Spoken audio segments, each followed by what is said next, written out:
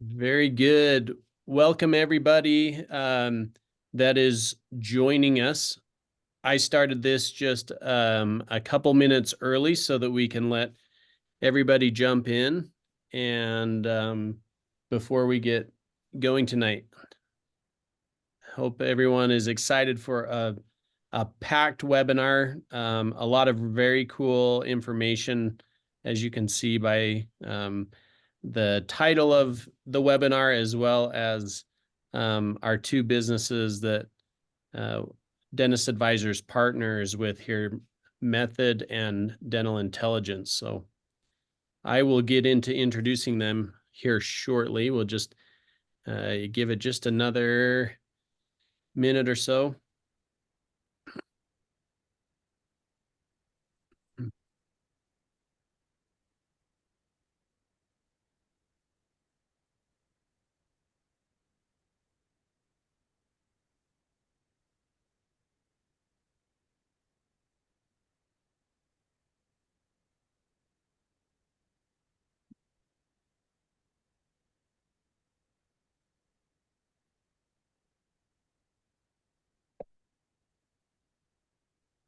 While everyone, I can see the numbers starting to tick up with people joining. I'm going to start to just talk a little bit and share the relationship that Dentist Advisors has with Method and Dental Intelligence, and how did these three companies come together to do a webinar. So in our office at Dentist Advisors, it would be I was just sharing with the group that each financial advisor would love if their client had the statistics and the data that and the organization of the two together when meeting on a regular basis. And so as we were I would like to introduce Method and Dental Intelligence as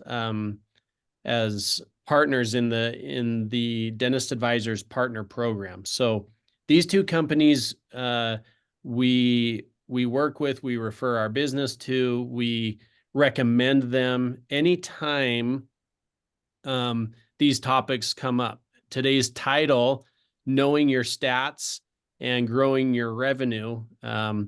One does not happen without the other. Knowing your stats is critical, and Method and Dental Intelligence will show us tonight how we can know our stats, which will equal growing your revenue if you know where to hone in on. And Method specializing in procurement, to track, manage, monitor your spend in your office, your bottom line, as well as increasing efficiencies.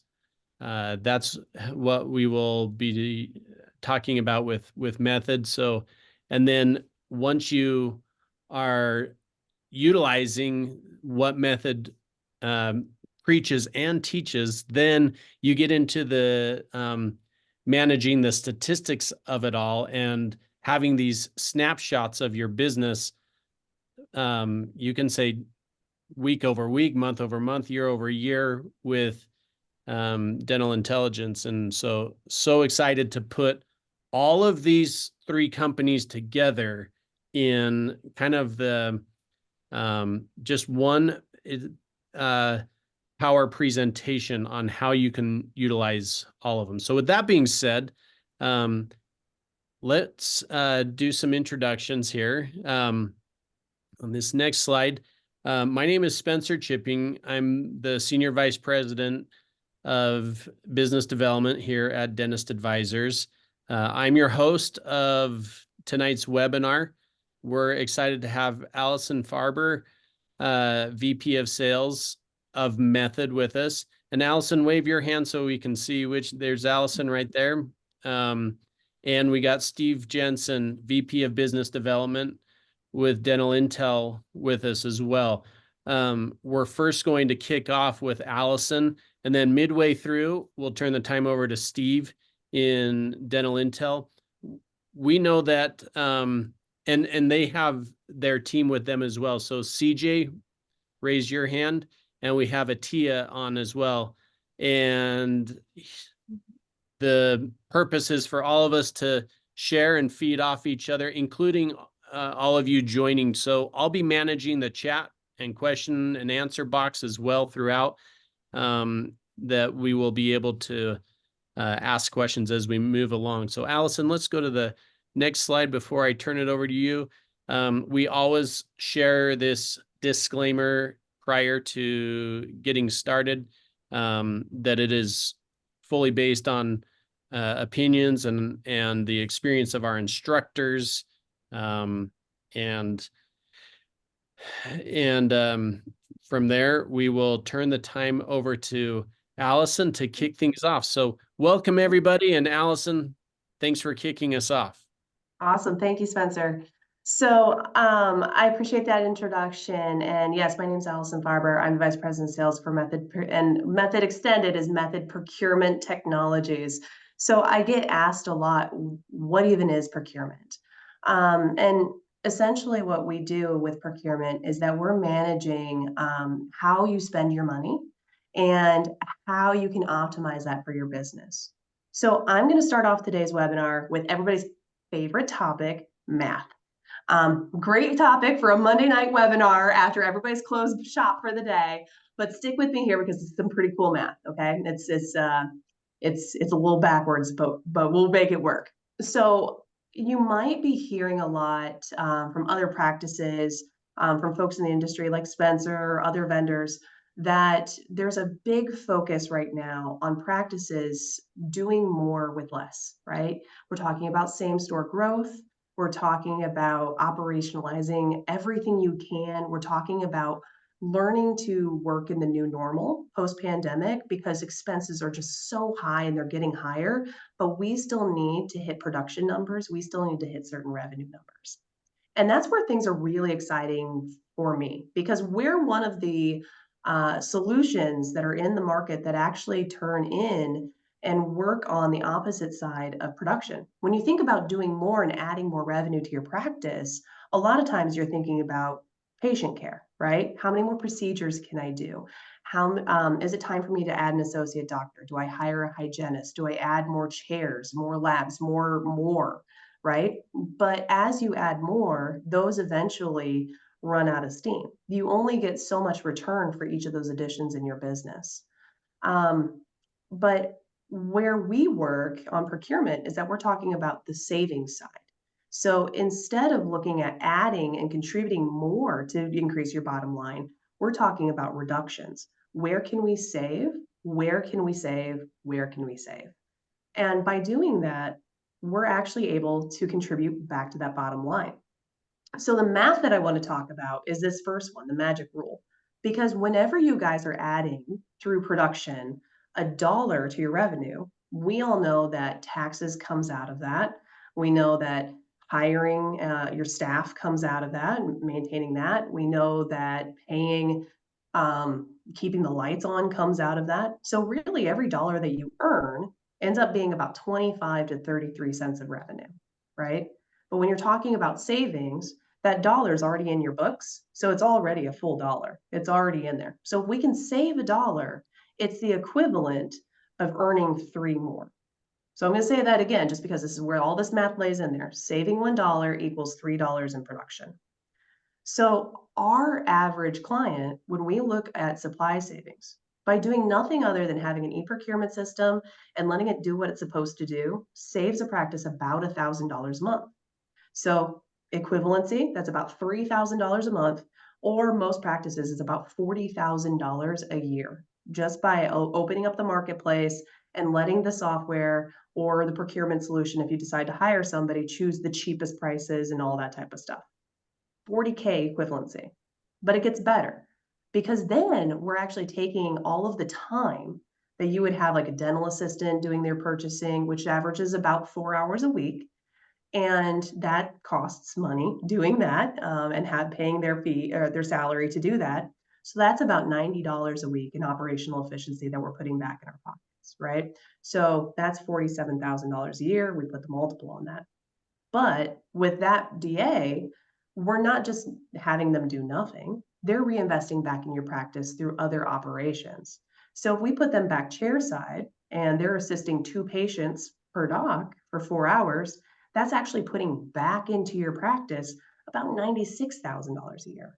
So by putting this cycle into place, you're actually doing the equivalent of adding $136,000 back into your practice. I don't know about you guys, but having an extra like 10% in revenue would be really, really nice for me. Um, so that's not all we do, but that's what we do straight out of the box year one.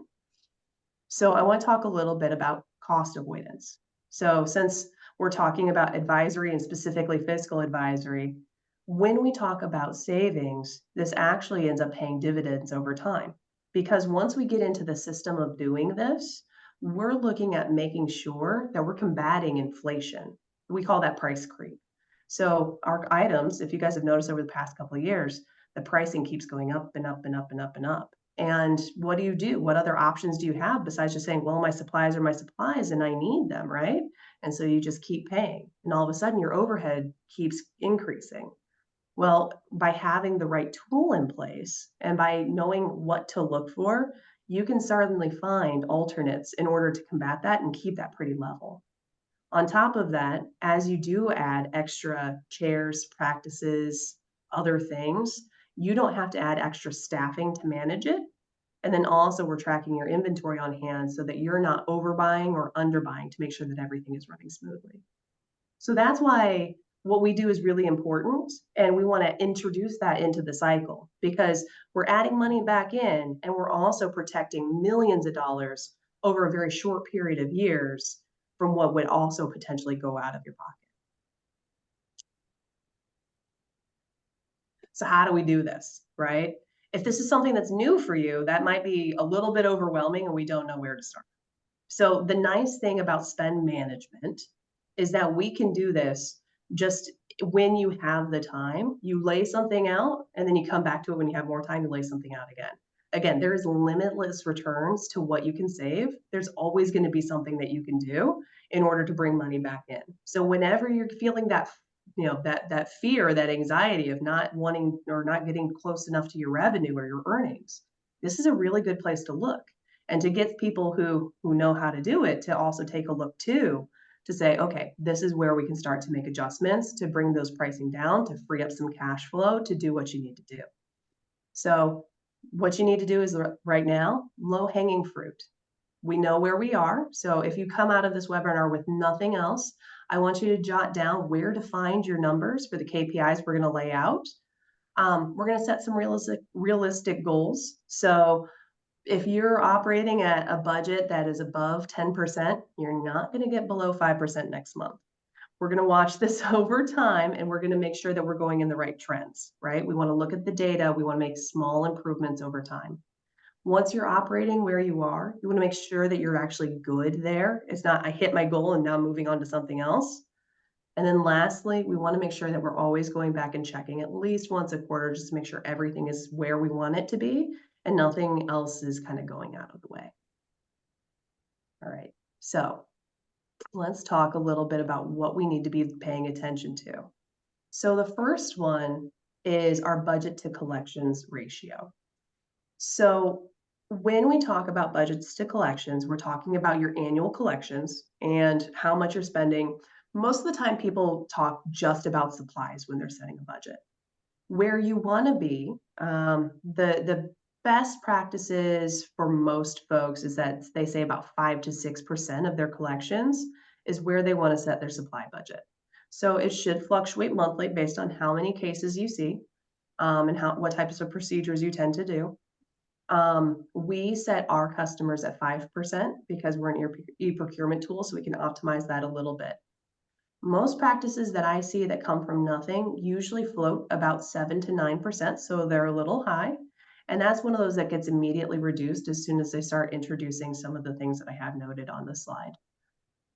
You can find this information by asking your CPA, talking to your procurement tools, talking to your procurement goals, talking to your procurement providers, and also talking to your vendors and getting your invoices and everything else. So we want to understand where and how much you're spending. If you don't know that number, that's the first place you start. How much am I spending in my supplies? And then from there, how much is that in equivalency to how much I'm collecting over the same time period? That'll get you your budget. From there, you can set your goal. So there's a lot of different ways that we can drive down that spending so that you can get that to where we want it to be. And that percentage is important, right? Because if we're talking about 6% of your business, right, that's a lot of money. So every percentage point that we can knock off, this is thousands, if not tens of thousands of dollars that you're working on trying to shave off of your practice. The first thing is making sure that with the materials that you're shopping for, we're shopping for low cost. We want to introduce comparison shopping. So picking your vendors and not just saying, okay, I'm buying everything from this person because they're easy to work with. 10 cents here, a dollar there adds up a lot over time, especially on your goods that you buy lots of. We want to consolidate the spending to a handful of places so that we can keep control and we can keep some realistic expectations around that, right? So we want to look, but we don't want to overanalyze. We want to reduce waste. So we want to make sure that we're using everything on our shelves before we order more. We want to make sure everything's getting put away in the same spot. We want to make sure that we're doing the right ticketing system. Everybody's like on that in the office. They understand the inventory process. And then the last one is my favorite, which is we're going to look for cheaper alternatives while maintaining the same quality. So looking at what are your items that are sometimes the most expensive, or again, those volume items where you spend a lot of money on tiny change things. If you spend, a dollar for, a plastic cup, if you can reduce that to 50 cents, that's a 50% savings. And how many of those do you go through a day, right? So that's where we're looking to lower our budgetary overhead. Let's move on to the next one. So order frequency. This is how often are we ordering and how much should we be ordering? So a lot of times when I'm talking to practices, they're treating this like Amazon. They're ordering and it's on Prime and it's getting there the next day. Awesome, because I have a patient in that chair and I need that material. We need to slow this down and be predictive in what we need for a couple of different reasons. One being, depending on who you're working with, if you're ordering on demand, a lot of times there's order minimums in place that you might not be aware of, and you're incurring shipping, handling, uh, fees because of how the tight turnaround, and that's all hitting your bottom line too. That's increasing that budget from the last slide. We don't want that to happen. The other reason for that is also because if we have extra boxes coming into the office, somebody has to take time out of their day and time away from the patient in order to put those boxes away. And so that's more money that's going down because we're doing the same thing. Instead of doing it all at once, we're doing it period over period over period. Worst case is that you're running out of one location, and you have somebody taking a half hour to an hour driving materials over to the other location. So we want to make sure that we're ordering what we need in certain periods and we have that locked down. Best practice, we order twice or once a month. So again, if you're ordering all day, every day, because you're running out of stuff, you're not going to get to once or twice. But what you should do is look at your past year, figure out what you traditionally buy, and then add those at a capacity, order that first, and then see how you wind up, right? Let's see if we can remove a couple of those days until we get to that pattern. This is a really good time too to make sure that you have the same person in the same seat ordering most of the time so that they can get used to that rhythm. The other thing that we need to do here is to make sure that we have, again, an inventory system that everybody understands what's happening in the office and what they need to do, right? We need to make sure that they understand how to count their tickets, how to pull their tags, how to write things on the whiteboard when we're running out, so we can make sure that we're doing this on time. All right, KPI number 3. How much am I spending by my suppliers? This is really important because we at Method talk about a multi-supplier approach. And this is because it's going to allow you guys to comparison shop. It's going to be able to unlock some pricing. We make it really easy to do multiple orders at the same time. Now, when I run into practices, there's one of two things that happens. A lot of times it's either I order everything from one vendor and I don't care who talks to me and it tries to make me to move things. That's going to increase our overhead. Or I spend so much time ordering from so many different vendors that I'm in analysis paralysis and it takes me way too much time to get things out the door. So we want to zero in on best practices here. 4 to 6 vendors for GP, 7 to 9 vendors for specialty. We want them to be reputable. We don't want them to deal with gray goods. Please don't buy things off of eBay anymore. That introduces risk into your supply chain. We don't want that at all. But this is one of those things that it's going to help you not only manage volumes and be responsible with what's happening here, but also having that trusted relationship with those vendors is going to help you work with negotiations so that if you find that some of your prices is just climbing and getting out of control, you can call somebody and figure out ways to combat that. You can help them, you can have them help you find alternative products so that if it's something that you're willing to change, they can give you alternatives that are cheaper and going to help you with your practice.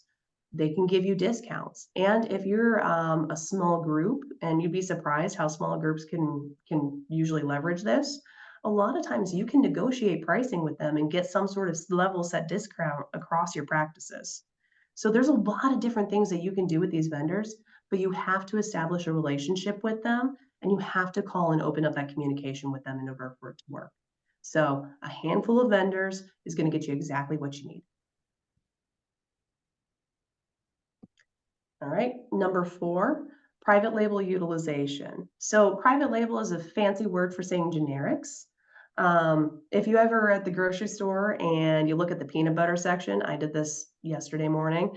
There were 25 different types of peanut butter. I counted them. But there were 25 different types of peanut butter on the shelf in different sizes and name brand, store brand, everything else. By switching from the brand name label of peanut butter to a generic version of peanut butter that was in a slightly larger quantity, the per ounce price dropped by over 50%. So think about, we do this grocery shopping all the time, but when was the last time you did this for your practice, right? Being able to take this and move this into your practice so you can comparison shop. And I'm not saying everything. There are some things that are definitely worth buying name brands. Stick with those. But the stuff that you don't care about, the stuff that you go through all the time, like let's see where we can move that. A lot of that stuff's made by the same manufacturer. And it's a fraction of the cost. This is probably number one, the easiest way to reduce how much you're spending and take that money and put it back into your overhead by like 30, 40%. And on our platform, we compare those generics against each other, which is really awesome because then you're going to lower it even. Average KPI, so where should we want to be? Most practices utilization of private label is at about 25%. Industry best practice is at 50% or higher. So this is definitely one of those areas that people can use a lot of work at so that they can save a lot of money every year. And then the last one for me is transit time. So go ahead and bust out your stopwatch. What we're talking about with transit times is really how long does it take to replenish the item? And what we're checking for here is breakdowns in the system. So I ordered something. Do I know when it's going to get here? Can I actually schedule around it? Do I trust it to get here? And it varies, right? It varies based on where your office is located, where your practice is located. It varies with what suppliers you're working with, where the distribution warehouses are. It also varies with, how equipped your team is to handle the materials coming in and going out. So there's a lot of things to kind of look at here. But realistically, what we want to do is from the point of knowing that it needs to be ordered to the point of receiving it should be no longer than 2.5 days. With the exception of Alaska and Hawaii, I'm sorry, guys, you guys take forever. You have boats and planes and stuff that you need to get to. But really, it should only take about 2.5 days to get your materials. And if it's taking longer than that, then you need to look at your process and see where the breakdowns are. It might be internal communication, it might be communications to your vendors, it might be distribution problems. But whatever that is, we need to figure out what that is, and correct that, because that way it's making sure that your supply chain is continuing and it's something that you can rely on when things break down without, again, having to pay exorbitant fees to get things rush ordered to you. Mm. So those are 5 areas that we can look at right now to help increase that overhead, put that money back into the practice, and then I've got like 28 more after this. So, but for time's sake, you know what? I'll just go ahead and turn it back over to you guys. Yeah, Thanks. man, great tips there, Allison. While Steve is pulling up the next slide, just open it up for any questions. Feel free to shoot them in while we're transitioning. But Steve, you keep going, and Allison, any questions that come in, we can refer back to you and or Steve while they come in. But feel free, everyone. Take it away, Steve. Sweet. Thanks, Spencer. And thanks, Allison. It was helpful. Now is probably, the most wonderful time of the year to think about our spending. We're spending all this money on Christmas gifts. We're spending all of this money on family vacations. And so I think more now than ever, I think all of us get in a position where we're like, okay, crap, like come January 1st, like I need a plan to rein in some of my personal expenses. I think others might feel that, and certainly in our businesses. So what a timely thing to discuss. And thank you for sharing strategies. I thought that was awesome. So I want to shift gears into this. So one of the places we can look to improve our business is certainly looking at our overhead expenses to make sure we're optimizing what's happening with our spend. I'm going to shift and talk more big picture around some of the practice management elements. And I want to talk about it in these terms because most people will look at new patients, collections, and maybe like what hits the bank account. And those are the numbers you want to watch. But there are definitely some other ones that I want to check out. So I'll start with this. I've sat in so many lectures. Now I'm not a clinician. I'm a business guy for context. And I've sat in so many lectures and listened to doctors explain like why angles matter when you're taking an X-ray or a radiograph image. And it still doesn't make any sense to me. But I believe that it matters. Like the angle at which you're looking at the tooth in the picture, I'm sure it matters. And I hope this makes sense to you. This picture makes more sense to me when I'm trying to describe why angles matter in photography, right? Looking at the wrong angle can get you the wrong resolution of what's actually happening. Now, in dentistry, we are reliant. There's no other way to get an idea of what's really happening in the whole structure of the tooth outside of taking radiographic images.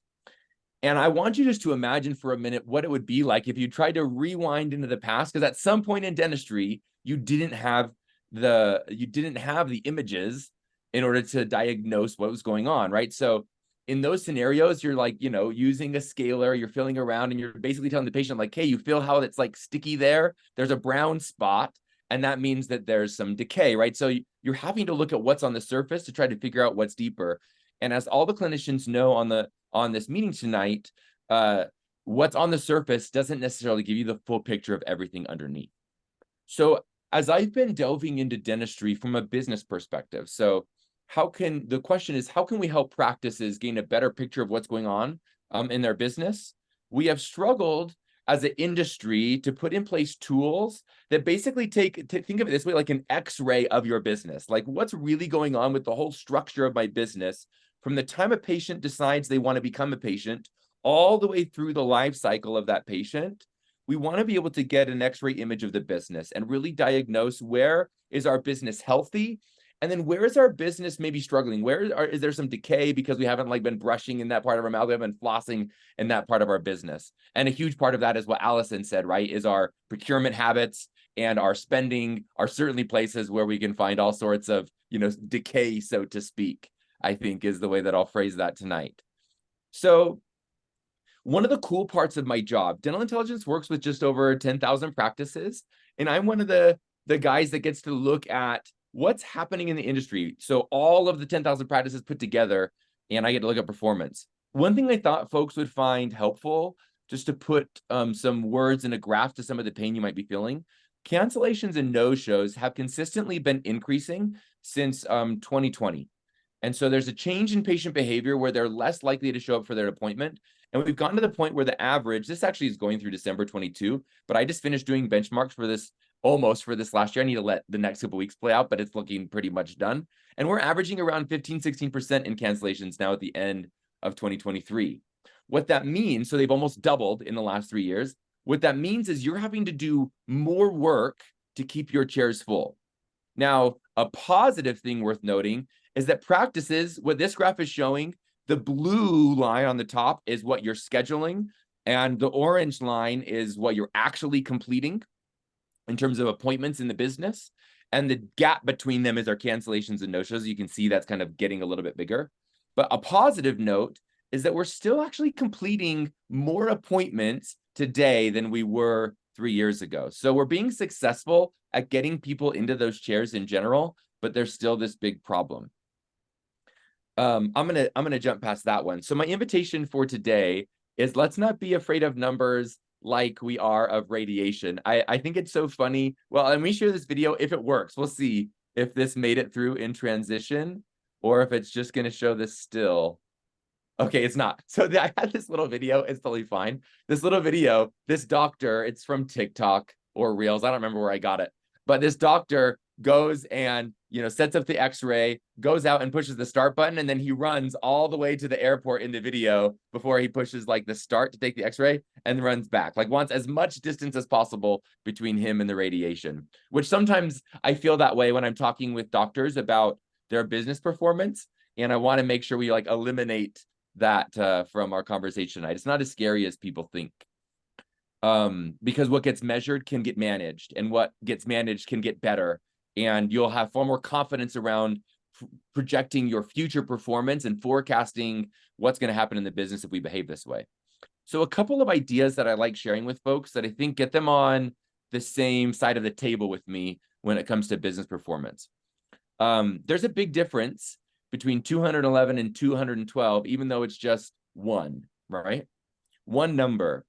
The difference between 211 and 212, if we talk about degrees like Fahrenheit, is the difference between very warm water and boiling water, right? With 211-degree water, all you can do is burn your tongue at best, right? If you take a sip of it.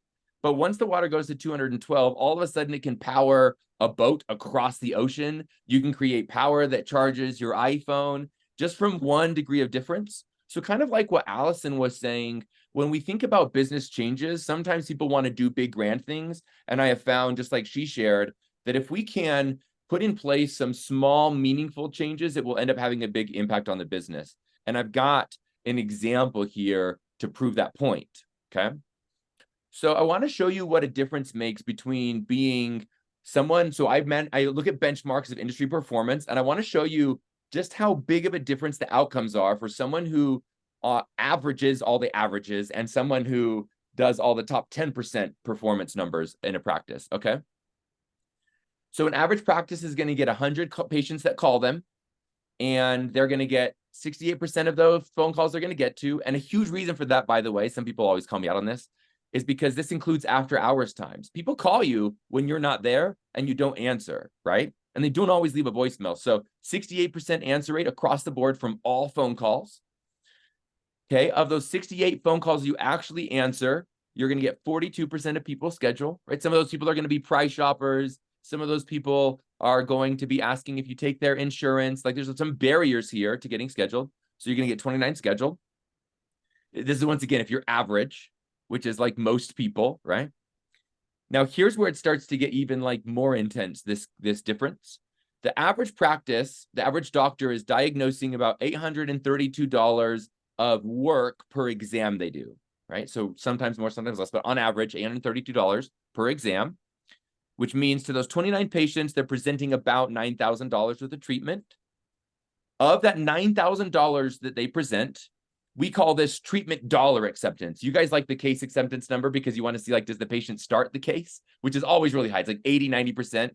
You can get them to say yes to something. But what we want to know is, of all the dollars you presented, the whole case on average across 12 months, what percentage is getting completed. And the industry average is about 40% of the dollars we're diagnosing across the industry are actually getting completed. So of the 9,000, 3,660 is actually getting completed and scheduled. And then of all the patients that we saw, we're reappointing 85% of them. So getting them to schedule their next visit into hygiene or into a clinical visit. And so we're getting 25 patients to come back in the business. Okay. Now, some of you are thinking my business has got to be way better than this. Or some of you are thinking, okay, that sounds like pretty good. I want to show you what happens when you're a top performing practice. Okay. And each one of these changes is maybe not super dramatic, but has a huge impact on the outcome. Okay. And I hope after this slide, you're at least thinking, okay, I want to see where I measure up. I really want to get like a growth report, like CJ, please help me see where my numbers are, because the outcome is so dramatic. The top performing practices answered 95% of phone calls. Okay.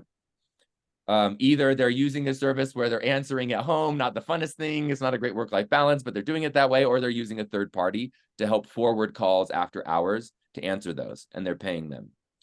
77 get scheduled. So the best performing practices are able to convert 81% of those phone calls into an actual appointment. And this is where, you know, clinically, you obviously don't want to overdiagnose, but the highest diagnosing dentists are diagnosing on average 2767 per patient. Now, here's going to be far more cosmetic stuff, right? You're going to see more aligner cases in this. So this is definitely going to be more of like a super GP, but this is the highest group of practices that Dental Intelligence is working with is on average presenting 2667 per patient. They're getting 59% of what they're diagnosing completed, which means they're getting 71,000 completed, and then they're getting 93% reappointed. So 72 patients back into the business. So the numbers all call out. And some of you are looking at this thinking, Steve, this is a lie. This is like too dramatically different that there's no way this is real. And I'm telling you, this is 100% real. The one caveat that I'll give to this, and hopefully this gives you at least a little bit of peace, so you're not like, oh crap, like I'll never be the top 10%. It is probably unrealistic to assume you're going to be top 10% in every single metric. Here's what I mean. The same group of practices that are diagnosing 2767 per patient are not the same group of practices that are seeing a higher case acceptance on the dollar amount. They have an inverse relationship in general, meaning if I present a really big case, the likelihood of the patient saying yes to the whole thing is less than if all I present is just drill and fill dentistry. Does everyone follow me on that? So just know there is some interplay here, but I wanted to use the numbers from both groups just to make a point, okay? So let me share, I thought this would be fun. Now I could share like a practical story. So I identified this industry problem. Why don't I just share with you a way that we can think about using data to help improve the patient experience, team performance, and some of our clinical outcomes, okay? So we have this problem of cancellations and no-shows. And there's a group out of Boston, Dr. Markowitz, that gave me permission to share his story. So interviewed him on a podcast that we run. And the reason why was because we go through all of the practices we're working with to find like who are the ones that are beating the market consistently? Who are the practices that have identified a process or a way of behaving so that they can do what's better than we're seeing on average? And these guys, what I'm showing here, I'm going to pull out my annotator tool. So their highest performing practice, when I look at these two combined, so this is our cancellations and this is our no-shows, these two numbers combined is 4%. Remember, industry average right now is 15%. And this was just last week I took this screenshot. Okay, now they just got their 7th location 6 months ago-ish. And that practice has already seen big improvements in their cancellations and no-shows. When you combine these two numbers, they're at 10% cancellation and no-show. And this is on the decline. So all of their practices, when I look at practices that they've owned for more than 2 years, all of them are on average 4 to 5%, which sends me a signal as like a data nerd that they have figured something out beyond just having charismatic dentists or charismatic hygienists to help patients keep coming back and hold their appointments. There's something about the way they're operating that's making them see excellent outcomes across their locations. So let me share some of the details. Let me clear off these drawings. Let me share some of the details that I discovered as I talked with Dr. Markowitz and his group, okay, that are data backed on how they're performing. One, he identified, we want to make sure the patients want to come back. I think that's probably everyone on this call. You would say you're trying to give a great experience. So that's not like rocket science, but it's always important to call out, like create a great experience. And I hear that from everybody. So that I don't think is especially unique, but important to call out. The second thing, and this is where I think this is a really important mindset. He says they put a system in place to ensure a near 100% confirmation rate. And here's the example he gave that I loved. So he said, imagine this, Steve. Imagine you have a buddy and you're like, we should totally do lunch. And he's like, yeah, I'm super busy. I'm traveling. Let's schedule 6 months from now. So 6 months from now, we throw a date on the calendar for us to go and do lunch. And it's 5 days before that little lunch date we planned 6 months ago. And I text him, no text back. 4 days before, I text him again, hey man, just checking in. I wanted to make sure we're still good for lunch. No text back, still ghosting me. 3 days before, I send him yet another text and I get no text back, right, from him, still ghosting me. The big question that Dr. Markowitz asked was, hey, Steve, if you're in that position and you get to the day you're supposed to do lunch, are you going to show up to the restaurant or are you not? Are you just going to be like, okay, he's not responding. This lunch isn't happening. And of course, my answer was not going, right? Like if this person's not going to text me back and say, yeah, like I'm planning on this lunch meeting, then there's no way I'm going to go. And he said, I have the same mindset about my patients with their appointments. He said, so it's important to set that standard kind of theoretically with your whole team. We want to have 100% confirmation rate and then a way to measure that confirmation rate and make sure that everyone is confirmed for the appointment. I'll also share a little bit about the operations on how it works. So he actually follows that cadence 5, 4, and 3 days before, because he wants to have a few days for the people that don't respond to the automated messages, like the confirmation text, to be able to have his team reach out to them. He also said that he communicates with his team that empty chairs are just not an option, right? Like every time we do that, it makes it so that we can't grow. And when we all win, when chairs are all full, we all win together, right? It makes the business economics work so that we can have a lot of fun and do bonuses and fun company parties and stuff like that. Now, this is way small. I don't expect everyone to go and like squint and see exactly everything I'm showing here. I know this is like against the rules of presentation, but what I've done is I've just have screenshotted all of his settings because that's one piece. Like, how is he using automation, or how is he using like automated reminders and confirmations? How is he using that tool to get people, a chunk of people to confirm? And this is getting him anywhere from 50 to 60% of the way there. And then the rest of the patients, he's still having to have some system to confirm with them. So here, when we look at the messaging, what is he actually sending? I'm going to skip the save the date, but his messaging is nothing unique. So when a patient gets a text message, they get this message that says, hello, John, this is Drumhill Dental reminding you of your appointment. Can't wait to see you. Here is where he's added a chunk on the bottom from the default. Please call or reply seated text to confirm your appointment. Please note that we do require confirmation in order to keep your appointment. We do not accept cancellations via text. Thank you. Okay. So that's like the first layer.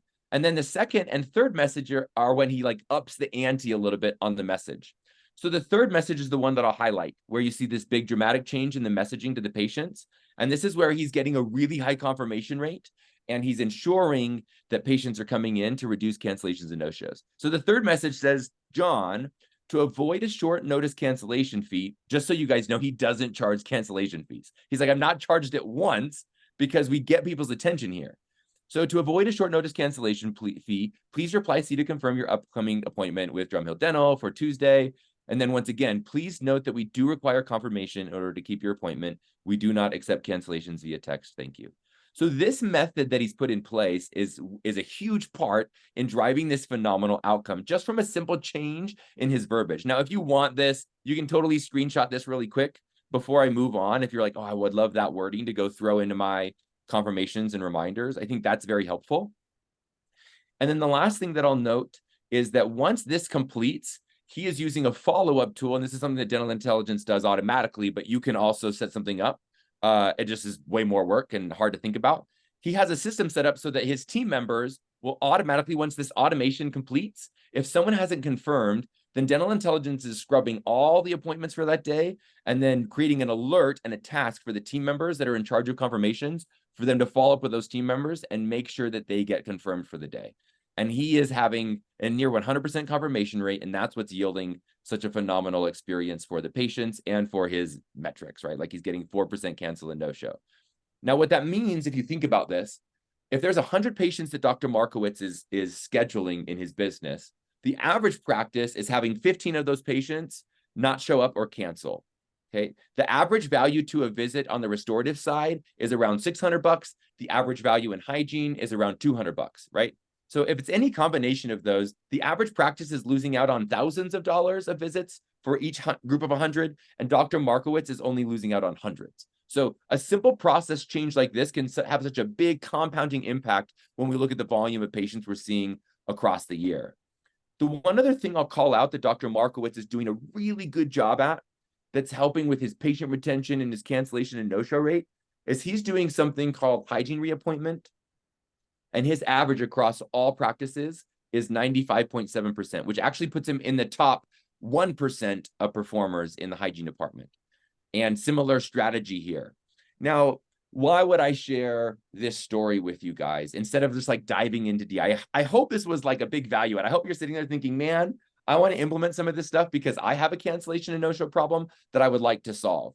Now, this is just one way that Dental Intelligence, our company and our people are focused on helping you guys solve problems. And one example, we could go dive into collections. We could jump into claims aging and look at how can we build a system and measurement around that. We could look at our clinical workflows.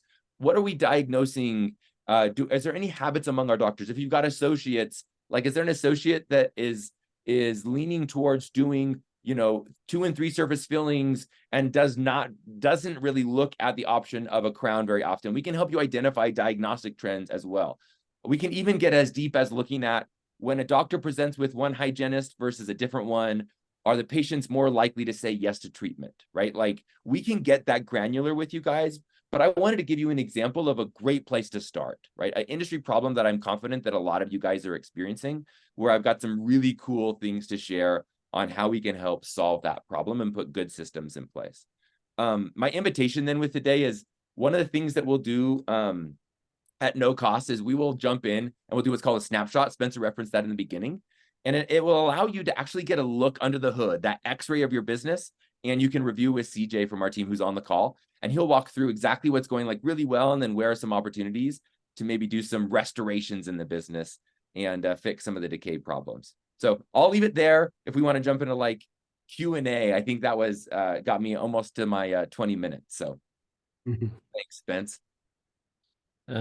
Yes, thank you so much, Steve. That was so good. And thanks for walking us through it. And so as we start to wrap up tonight, you can see how you can see where the opportunities are in your practice. We kind of go full scope here as you hear from understanding and learning procurement and truly figuring out the efficiencies that Alison presented.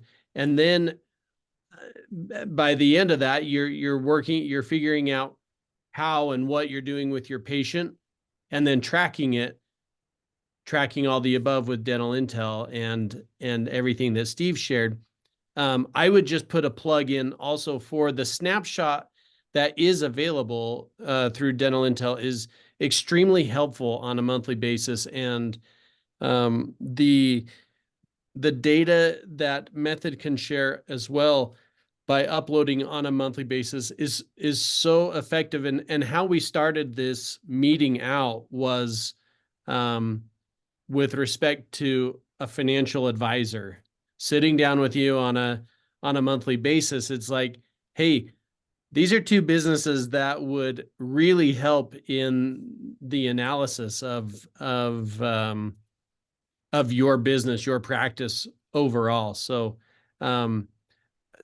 additionally, I will also add that talking through with any of these individuals that are here this evening and just understanding what their business can do for you and allowing them to show the consultation and to show the snapshots that can be provided is a major win. So what we have here on the screen are the QR codes for both businesses.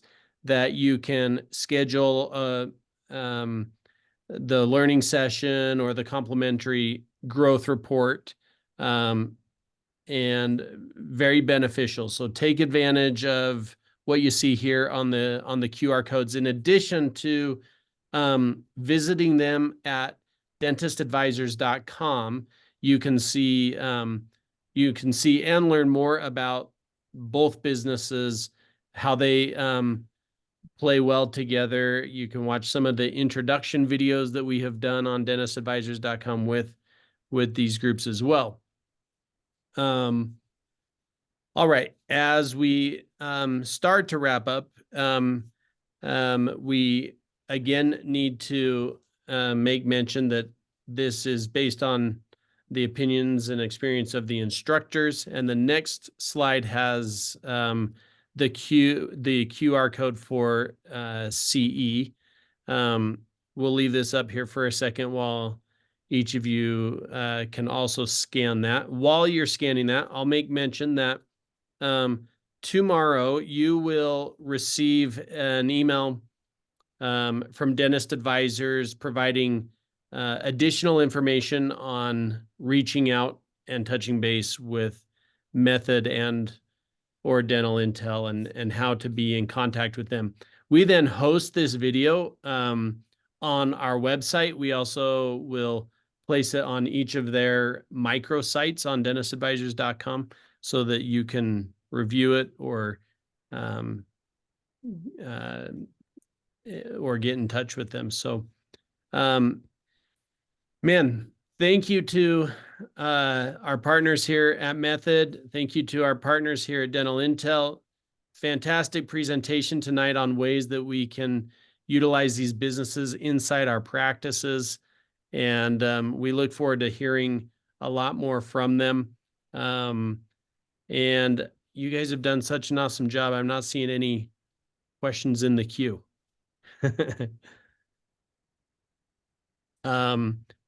If there are no questions, again, thanks everybody, and have a great night, and you know how to reach us.